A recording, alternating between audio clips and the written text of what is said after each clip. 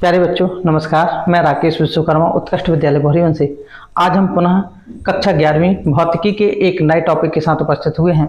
आज हम पढ़ेंगे कि वास्तव में घर्षण होता क्या है, घर्षण का कारण क्या होता है और उसके प्रकार क्या क्या होते हैं। तो चलिए शुरुआत करते हैं। सबसे पहले अपन यहाँ पर ये देखें कि इस संसार में ऐसी कोई भी वस्तु नहीं है जो पूर्णतः क्या हो, चिकनी हो।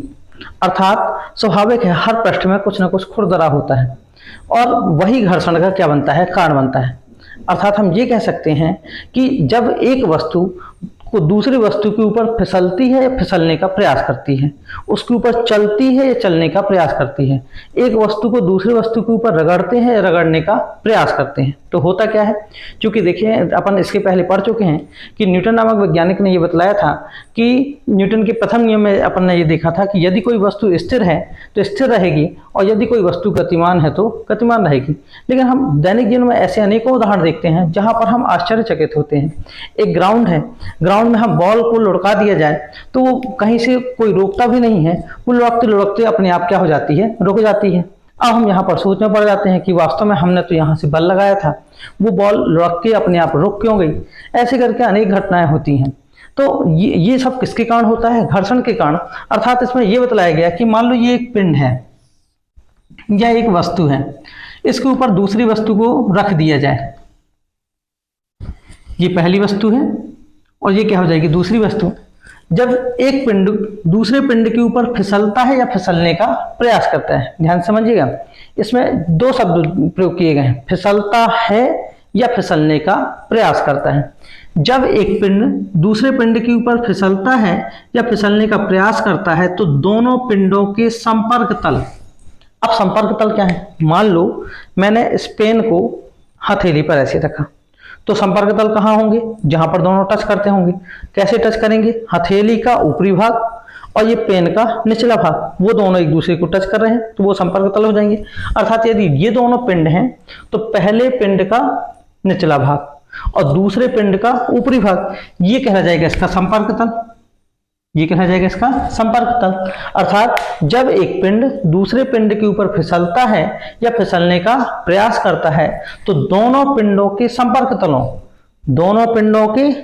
तलों के बीच कार्य करने वाले गति विरोधी बल को, ध्यान दीजिएगा, हम इस वस्तु को इस साइड से ऐसे फोर्स लगा रहे हैं कि वस्तु यहां चली जाए, लेकिन हल्का फोर्स लगाए, थोड़ी दूर गई, रुक गई, फिर थोड़ी दूर बल लगाए, थोड़ी दूर गई, रुक गई। रुक क्यों रही है, यानी कि हमारे बल के विपरीत दिशा में कोई दूसरा बल कार्य कर रहा है। हमारे बल के, हम यहां बल लगा रहे हैं, कोई दूसरा बल इस साइड कार्य कर रहा है, तभी तो इस साइड नहीं जा पा रही। तो दोनों पिंडों के संपर्क तलों के बीच कार्य करने वाले गति विरोधी बल को, यानी हम यदि इस साइड बल लगाते हैं तो जो विपरीत दिशा में एक बल कार्य करता है, जो वस्तु को जाने नहीं देता, गति नहीं करने देता, उस गति विरोधी बल को ही क्या कहा जाता है, घर्षण। अर्थात एक लाइन में कहा जाए कि घर्षण क्या है, तो घर्षण एक प्रकार का गति विरोधी बल है। घर्षण क्या है, गति विरोधी बल। परिभाषा क्या बनेगी, जब एक पिंड या एक वस्तु, जब एक पिंड दूसरे पिंड के ऊपर फिसलता है या फिसलने का प्रयास करता है। जब एक पिंड दूसरे पिंड के ऊपर फिसलता है या फिसलने का प्रयास करता है तो दोनों पिंडों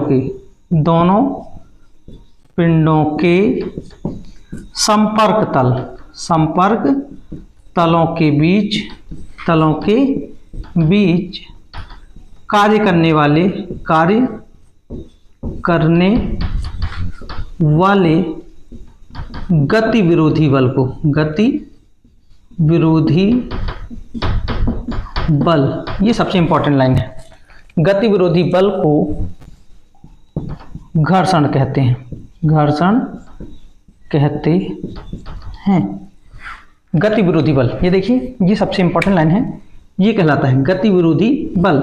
जब एक पिंड दूसरे पिंड के ऊपर फिसलता है या फिसलने का प्रयास करता है तो दोनों पिंडों के संपर्क तलों के बीच कार्य करने वाले गति विरोधी बल को हम क्या बोलते हैं? घर्षण कहते हैं।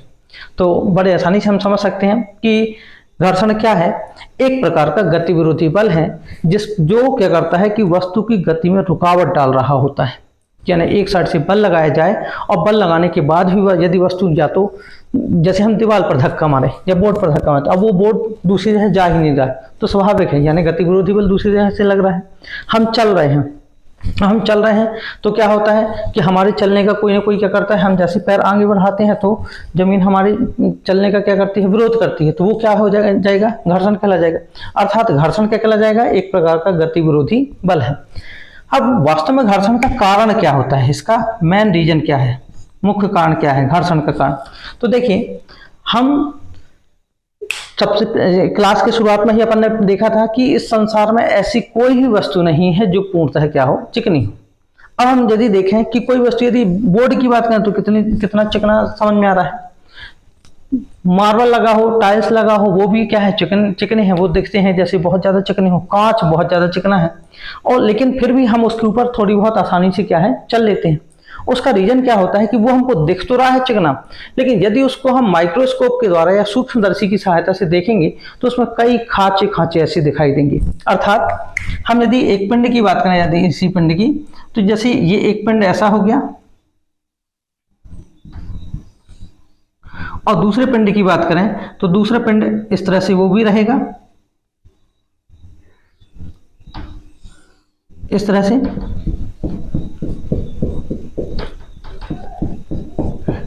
देखने में लग रहा था ये दोनों चिकने हैं, लेकिन जब उनको माइक्रोस्कोप से द्वारा देखा गया तो उसमें कई खांचे दिखाई दिए। ऐसे ये खांचे दिखाई देते हैं, लग रहा था सपाट है बिल्कुल, लेकिन जब उसको माइक्रोस्कोप के द्वारा देखे गए तो वो कैसे दिखाई दिए? ऐसे खांचे दिखाई दिए। अब होता क्या है, जब एक पिंड दूसरे पिंड के ऊपर फिसलता है तो ये जो खांचे हैं वो ऐसे फंसते जाते हैं इस तरह से, और अर्थात उसकी गति का ये आ रहा है ऐसे, और ऐसे गति का क्या करते हैं? लगातार विरोध करते हैं लगातार। और ये जो गति विरोधी बल होता है उसी को क्या कह देते हैं? घर्षण। उसी को क्या कहते हैं? इस प्रकार से घर्षण। तो कारण क्या होगा कि संसार में ऐसा कोई भी पिंड नहीं है जो पूर्णतः क्या हो? चिकना हो। और जब से किसी अर्थात उनमें कुछ ना कुछ खांचे रहते हैं या कुछ उसमें दरारें होती हैं, और वही दरारें क्या होती हैं? घर्षण का कारण बनती है। तो घर्षण का कारण यही हो जाएगा कि संसार का कोई भी ऐसा पिंड नहीं है जो पूर्णतः क्या हो? चिकना हो, और उन्हीं के कारण उसमें गति विरोधी बल क्या करता है? कार्य करता है। और यही कारण है कि जब एक पिंड दूसरे पिंड के ऊपर फिसलता है या फिसलने का प्रयास करता है तो उनके बीच में गति विरोधी बल क्या करता है? कार्य करता है। अब हम देखते हैं कि इसके क्या है प्रकार। घर्षण वास्तव में दो प्रकार के होते हैं। एक होता है स्थैतिक। देखिए, परिभाषा से ही अपन समझ में आ जाएगा।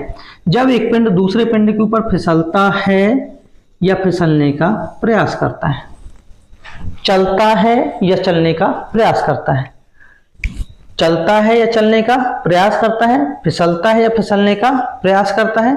तो यहां पर चलता है एक शब्द हो गया, चलने का प्रयास करता है यानी चल नहीं रहा है। तो इस प्रकार से घर्षण कितने प्रकार के होते हैं? दो। पहला जो प्रकार होगा वो होता है स्थैतिक घर्षण। कौन सा प्रकार देखे जाए तो पहला होता है स्थैतिक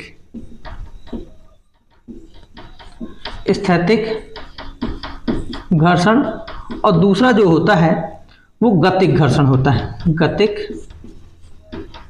घर्षण, पहला स्थैतिक घर्षण, दूसरा क्या हो जाएगा? गतिक घर्षण। नाम से है स्थैतिक यानी वो चल नहीं रहा है, रुका हुआ है या प्रयासरत है। तो जब एक पिंड दूसरे पिंड के ऊपर स्थिर रहता है, जब एक पिंड दूसरे पिंड के ऊपर क्या होता है? स्थिर रहता है, तो दोनों पिंडों के संपर्क तलों के बीच कार्य करने वाले गति विरोधी बल को हम क्या बोलते हैं? स्थैतिक घर्षण कहते हैं। यानी वो चल ही नहीं रहा है। क्यों नहीं चल रहा? हम हल्का फोर्स लगा रहे हैं लेकिन वो चल ही नहीं रहा। अर्थात क्या होगा? हम यहाँ से फोर्स लगा रहे हैं, ये स्लिप ही नहीं हो रहा या फिसल ही नहीं रहा, अर्थात यहाँ से गति विरोधी बल कार्य कर रहा। ये गति विरोधी बल इसे फिसलने से क्या कर रहा है? रोक रहा है। तो ये जो गति विरोधी बल कार्य करेगा वही क्या कहला जाएगा? स्थैतिक घर्षण कहला जाता है। दूसरा, अब वो मान लो क्या करने लगा? गति करने लगा। हम यहाँ से इसको फोर्स लगाए और ये क्या हो रहा है? लगातार फिसल रहा है, लगातार वो क्या हो रहा है, फिसल रहा है। और फिसल रहा है अर्थात क्या, यहाँ से फोर्स लगाने के बाद भी यदि फोर्स फिसल रहा है तो स्वाभाविक सी बात है उसका विरोध हो रहा है, लेकिन उतना विरोध उसका नहीं हो पा रहा कि वो रुक जाए। तो वो जो विरोधी बल होता है उसे अपन क्या कह देते हैं, गतिक घर्षण कह देते हैं। उसे क्या कह देते हैं, गतिक घर्षण। तो स्थैतिक घर्षण में क्या मतलब है, जब एक पिंड दूसरे पिंड के ऊपर जब एक पिंड को दूसरे पिंड के ऊपर फिसलाया जाता है तो उसके फिसलाने के बाद भी पहला पिंड क्या है, विराम अवस्था में ही रहा है या गति ना करे, तो ऐसी स्थिति में दोनों पिंडों के संपर्क तलों के बीच कार्य करने वाले गति विरोधी बल को क्या बोलते हैं, स्थैतिक घर्षण कहते हैं। और दूसरा इसमें क्या हो जाएगा, जब एक पिंड दूसरे पिंड के ऊपर फिसलता है तो इस स्थिति में दोनों पिंडों के बीच कार्य करने वाले गति विरोधी बल को हम क्या कह देते हैं, गतिक घर्षण। अब इनके बीच में भी एक स्थितियां होती हैं। कैसी स्थिति होती है, एक उदाहरण के द्वारा हम समझते हैं। जैसे हम देखिए यहाँ पर ये एक बुक है, इसके ऊपर हमने मान लो कोई भी एक वस्तु रख दी है। स्वाभाविक सी बात है हम यहाँ से हल्का सा फोर्स लगाते जाते हैं, ऐसा इतना उठा देने के बाद भी ये पहली वस्तु अभी विराम अवस्था में है, अर्थात इस साइड से हम इस साइड से फोर्स लगा रहे हैं, इस साइड से ये विराम अवस्था में है, यानी यहाँ से कोई ना कोई एक बल कार्य कर रहा है जो इसको फिसलने नहीं दे रहा। तो ये जो बल कार्य कर रहा होगा वही कहला जाता है स्थैतिक घर्षण। क्या कहला जाएगा, स्थैतिक घर्षण। कुछ समय के पश्चात क्या हुआ, हम ज्यादा फोर्स लगाने लगे तो ये क्या हो गई, फिसल के नीचे आ गई। तो जब वो फिसलने लगी अर्थात क्या करने लगी, गति करने लगी। तो इस स्थिति में जब वो फिसलने लगती है तो उनके बीच जो गति विरोधी बल कार्य करता है वो कहला जाता है गति घर्षण। अब हमसे ये पूछा जाए कि बताइए दोनों में बड़ा कौन है, क्या स्थैतिक घर्षण बड़ा है कि गति घर्षण। तो देखिए हमको एक चीज याद रखना है कि घर्षण का मतलब होता है कि गति विरोधी बल। अब किसका गति विरोधी बल ज्यादा है, भाई जिसका गति विरोधी बल ज्यादा होगा, स्वाभाविक सी बात है ये यहाँ पर रखी हुई है अर्थात गति विरोधी बल क्या है, ज्यादा है, तभी तो स्लिप नहीं हो रही, फिसल नहीं रही। तो वो कौन सा घर्षण है, स्थैतिक घर्षण। जबकि इसमें यदि ये गति करने लगी तो ये गतिक घर्षण है। तो इसमें क्या है, गति विरोधी बल है ही नहीं, कम है गति विरोधी बल, इसलिए वो क्या कर रही थी, गति कर रही थी। तो कौन सा घर्षण कहला जाएगा, गति घर्षण। तो कौन सा घर्षण बड़ा होगा, स्थैतिक घर्षण बड़ा होता है किससे, गतिक घर्षण से। हम कह सकते हैं कि स्थैतिक घर्षण बड़ा है किससे, गतिक घर्षण से। अब थोड़ी सा ध्यान दीजिए, होता क्या है कि हम इस वस्तु को यहां पर रख दें ऐसा, एक साइड से हम बल लगाते गए, बल लगाने के बाद लगातार बल का मान बढ़ रहा है, यहां से गति विरोधी बल का मान बढ़ रहा है, वो ज्यादा फोर्स लगा रहा कि ये स्लिप ना हो इस तरह से।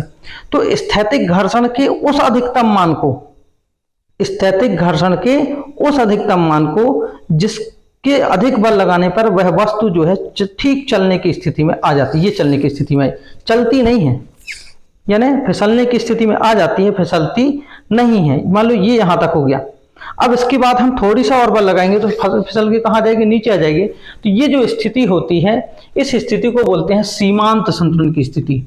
सीमांत संतुलन की स्थिति, सीमांत संतुलन की स्थिति कब, स्थैतिक घर्षण के उस अधिकतम मान को, स्थैतिक घर्षण के उस अधिकतम मान को जिससे अधिक बल लगाने पर वह जो वस्तु है ठीक सरकने की स्थिति में आ जाती है।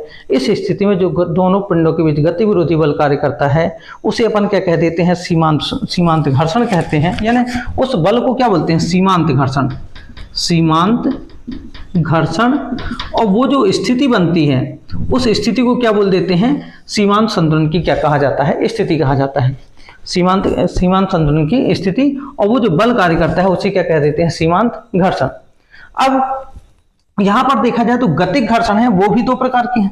गतिक घर्षण दो प्रकार के, एक होता है सर्पी घर्षण और दूसरा होता है लोटनिक घर्षण। लोटनिक घर्षण, एक होता है सर्पी घर्षण और दूसरा क्या होता है, लोटनिक घर्षण। यानी गतिक घर्षण भी कितने प्रकार के होते हैं, दो प्रकार के, एक होता है सर्पी घर्षण और दूसरा होता है लोटनिक घर्षण। अब सर्पी घर्षण क्या है और लोटनिक घर्षण क्या है, ध्यान से देखिएगा। जैसे अपन थोड़ी सा एक उदाहरण देखें कि मान लो अपने घर है और घर के एक कोने पर मान लो ड्रम रखा हुआ है। अब ड्रम को हमको एक कोने से दूसरी कोने तक लाना है।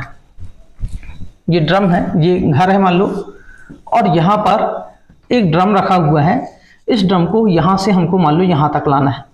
अब क्या होगा, दो चीजें, दो कंडीशन होगी, या तो हम उस ड्रम को धक्का मारते जाएं और ऐसे इस तरह से घसीटते हुए उसको दूसरे कोने तक लाएं, यानी इस तरह से यहाँ से ऐसे घसीटते हुए अपन यहाँ तक लाएं, ये हो जाएगा।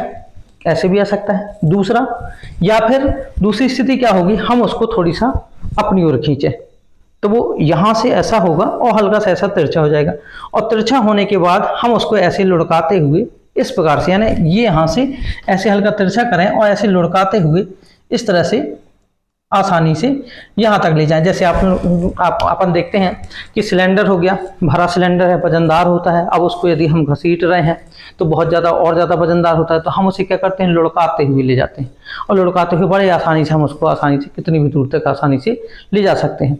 तो ये दोनों स्थितियां हो गई। एक हो गया सर्पी घर्षण का उदाहरण हो गया, एक हो गया लोटनी घर्षण का। अर्थात सर्पी घर्षण में अपन क्या कह सकते हैं कि जब एक पिंड दूसरे पिंड के ऊपर फिसलता है, जब एक पिंड दूसरे पिंड के ऊपर फिसलता है तो दोनों पिंडों के संपर्क तलों के बीच कार्य करने वाले गति विरोधी बल को अपन क्या कह देते हैं, सर्पी घर्षण कहते हैं।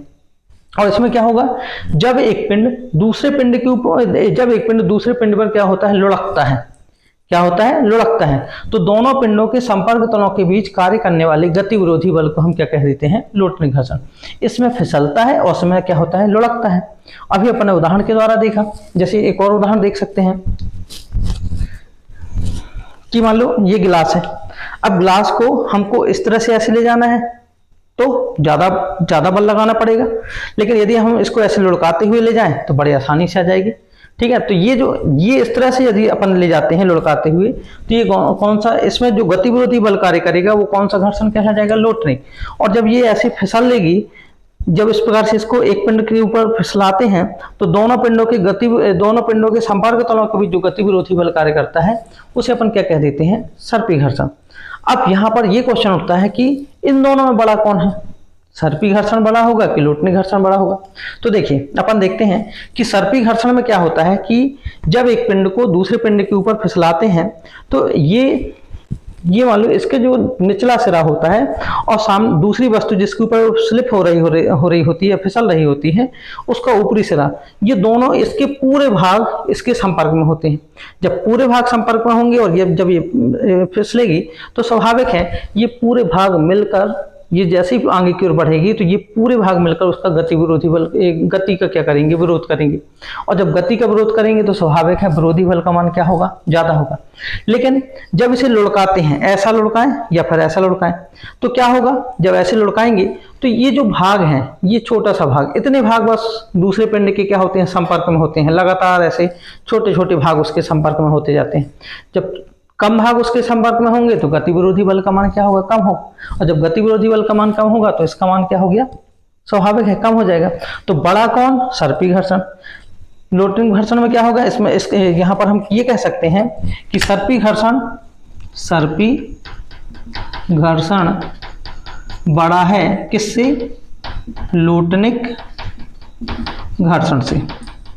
अब सर्पी घर्षण बड़ा है किससे, लोटनी घर्षण से। तो सबसे बड़ा घर्षण कौन होगा, तो सबसे बड़ा कौन सा हो जाएगा, स्थैतिक घर्षण। स्थैतिक घर्षण से छोटा कौन सा होगा, सीमांत घर्षण। सीमांत घर्षण से छोटा कौन होगा, सर्पी घर्षण। सर्पी घर्षण से छोटा कौन सा होगा, लोटनी घर्षण। यानी स्थैतिक घर्षण सबसे बड़ा, फिर सीमांत घर्षण, सीमांत घर्षण के बाद सर्पी घर्षण, सर्पी घर्षण के बाद लोटनी घर्षण। तो इस प्रकार से हम आसानी से ये क्या, सर्पी घर्षण तथा लोटनी घर्षण के बारे में आसानी से समझ सकते हैं। या घर्षण, इस क्लास में हमने क्या पढ़ा, घर्षण क्या है, वास्तव में घर्षण का कारण क्या होता है, उसके प्रकार कौन कौन से होते हैं, और प्रकारों में हमने ये देखा कि कौन सा घर्षण बड़ा होता है, कौन सा घर्षण छोटा होता है। घर्षण को समझने के लिए सबसे बढ़िया है कि घर्षण में एक शब्द याद रखें कि गति विरोधी बल। गति विरोधी बल हम कभी नहीं भूलेंगे। हम ये बस याद रखें कि किस में गति विरोधी बल ज्यादा है, किस में गति विरोधी बल कम है। हम यहाँ से बल लगाएं, कौन ज्यादा विरोध कर रहा है।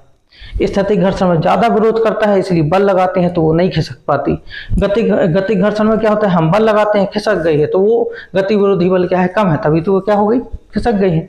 तो ये छोटा होगा, ये क्या होगा, बड़ा होगा। परिभाषा, एक परिभाषा से पूरी परिभाषाएं हम बना सकते हैं। जब एक पिंड दूसरे पिंड के ऊपर फिसलता है या फिसलने का प्रयास करता है तो दोनों पिंडों के संपर्क तलों के बीच कार्य करने वाले गति विरोधी बल को हम क्या बोलते हैं? घर्षण बोलते हैं।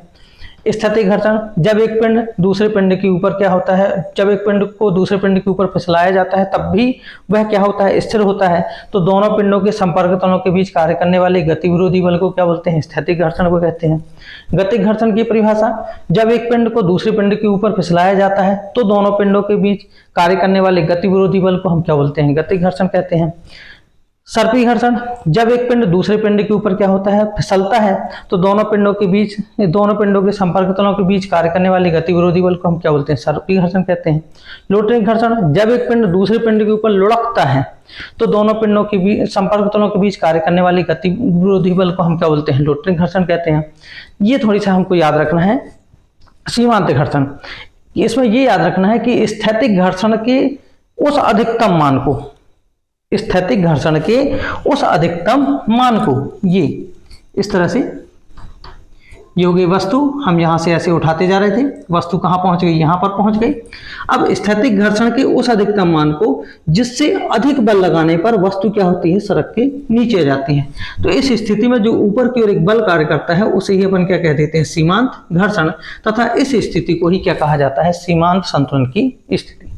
ठीक है, तो इसके बाद की क्लास में हम घर्षण से लाभ, हानि तथा उसको कम करने के उपाय, उसको बढ़ाने के उपाय आदि के बारे में अध्ययन करेंगे। अतः अगला वीडियो देखने के लिए इस चैनल को लाइक करें, सब्सक्राइब करें, शेयर करें, जिससे अधिक से अधिक छात्रों तक यह जानकारी पहुंच सके। धन्यवाद।